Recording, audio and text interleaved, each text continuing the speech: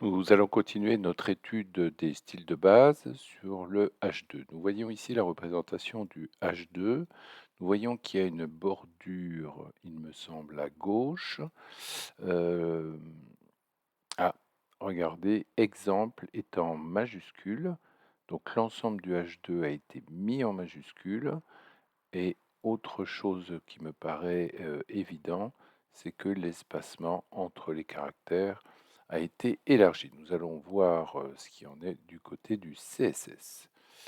Alors pour transformer le texte, c'est le cas de le dire, vous pouvez utiliser Text Transform Uppercase. Et de la même façon, si vous laissez l'éditeur vous aider, vous pouvez faire Lowercase, Uppercase ou mettre en majuscule, etc. Capitalize, très bien. Ça change quoi? Ça met, on le voit, la première lettre de chaque mot en majuscule.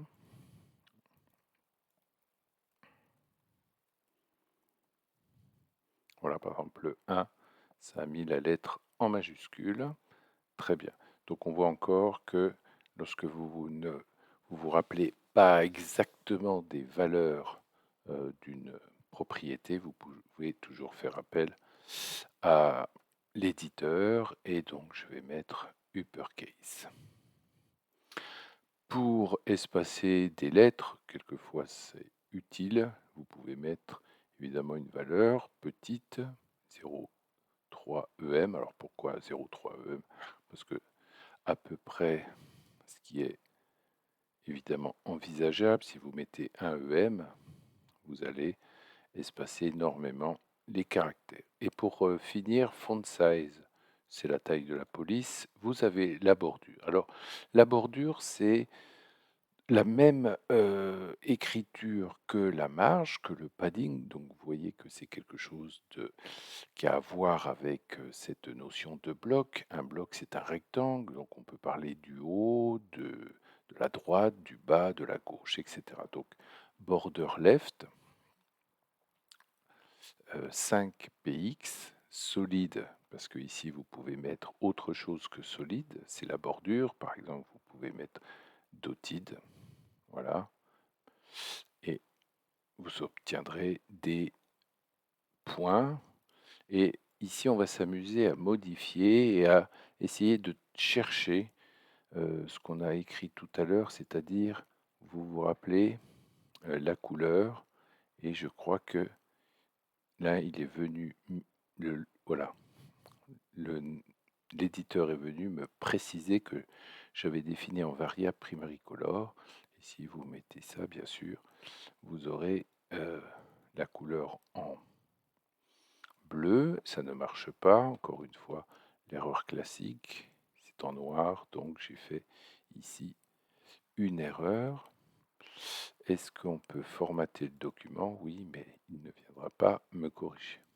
Mais j'ai l'impression qu'ici, il avait mis du rouge, vous voyez, me signalant qu'il y a un problème. Donc voilà, nous devrions donc avoir ici une bordure.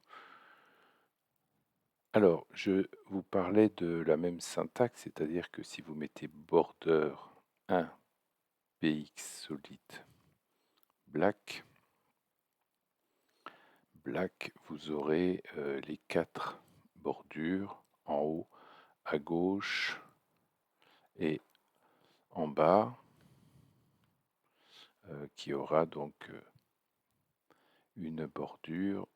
Si vous mettez pas de couleur de base, ça vous mettra de toute façon du noir. Voilà.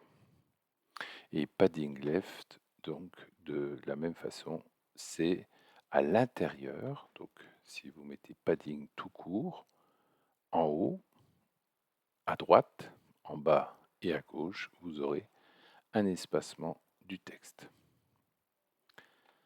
Voilà pour H2.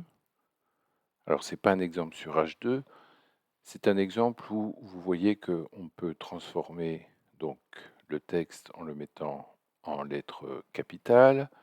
Vous apprendrez qu'on peut mettre par exemple du style sur la première ligne, le premier caractère.